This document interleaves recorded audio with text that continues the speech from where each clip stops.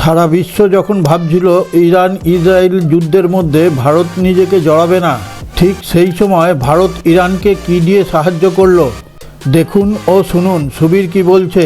যখন দক্ষিণ এশিয়ায় আমেরিকা ও ইসরায়েল ইরানকে ঘিরে রেখেছিল, ঠিক সেই সময় নিউ দিল্লিতে কী সিদ্ধান্ত নেওয়া হয়েছিল যা দেখে গোটা বিশ্বর ডিফেন্স অবাক হয়ে গিয়েছিল। ভারত যখন কোনো কূটনৈতিক চাল দেয়, সেই কূটনৈতিক চাল বোঝার ক্ষমতা বিশ্বের কারোর কাছেই নেই। দক্ষিণ এশিয়ায় ইসরায়েল ও ইরান যেভাবে যুদ্ধ চালিয়ে যাচ্ছে, তাতে করে তৃতীয় বিশ্বযুদ্ধের সম্ভাবনা দেখা দিয়েছে। ভারতের সঙ্গে যেমন ইসরায়েলের বন্ধুত্ব রয়েছে, ইরানের সঙ্গে সুসম্পর্ক তেমনি বহুদিনের। ইরানের সঙ্গে ভারতের সাংস্কৃতিক এবং ব্যবসায়িক সম্পর্ক বহুদিনের। আবার ইসরায়েল নতুন টেকনোলজির অস্ত্রশস্ত্র বিক্রি করে ভারতকে। ভারত ইরানকে এমন কি সাহায্য করলো সেটা আপনার সামনে কিছুক্ষণের মধ্যেই তুলে ধরব। তার আগে একটা ছোট্ট অনুরোধ, আপনি যদি আমাদের এই চ্যানেলটিকে এখনও সাবস্ক্রাইব করে না থাকেন, এখনই সাবস্ক্রাইব করে পাশে থাকা নোটিফিকেশন বেলটি ছুঁয়ে অলে টাচ করে দিন। আর হ্যাঁ, একটা লাইক দিয়ে শেয়ার করতে ভুলবেন না, তাহলে আপনার প্রিয়জনেরা এই রকম ভিডিও দেখার থেকে বঞ্চিত থাকবে। আসুন সংবাদে ফিরে আসি।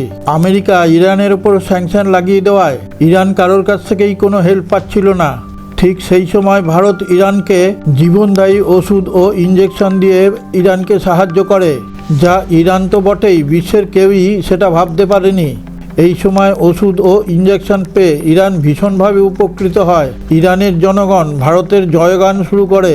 ইরানের বহু জনগণ আহত হয়ে হসপিটালে ভর্তি হয়েছে, কিন্তু হসপিটালে জীবনদায়ী ওষুধ ছিল না। ভারতের কাছ থেকে এই রকম ওষুধপত্র পেয়ে ইরান ভীষণ উপকৃত হয়। ইরানের কাছে অস্ত্রশস্ত্রের চেয়ে এই সব ওষুধপত্র এখন অনেক বেশি দামি।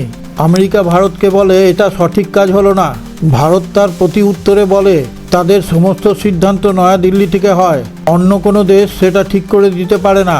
ইরান তখন বলে ভারতের জনগণকে আমরা ধন্যবাদ জানাই। একটা কথা ভেবে দেখুন, ভারত সরকারের সাথে সাথে ভারতের জনগণের কথাও উল্লেখ করেছে।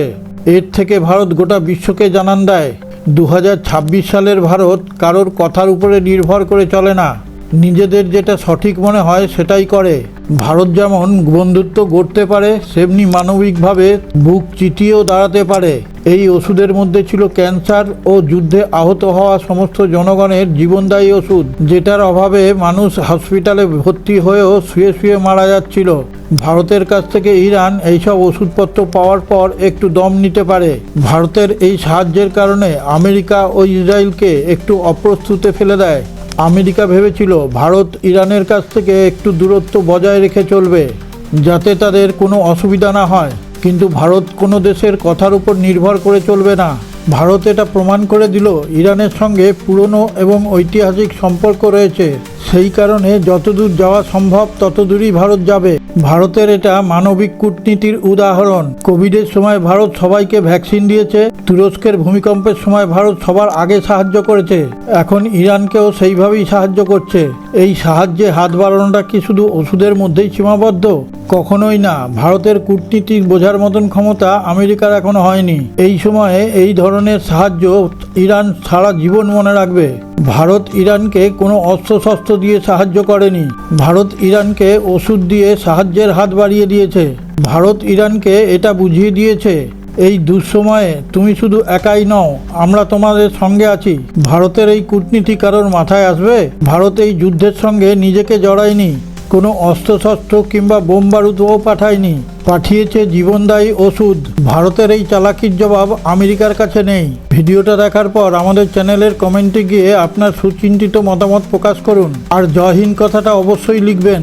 সারে জাহাঁ সে আচ্ছা হিন্দুস্তান হামারা হামারা, সারে জাহাঁ সে আচ্ছা।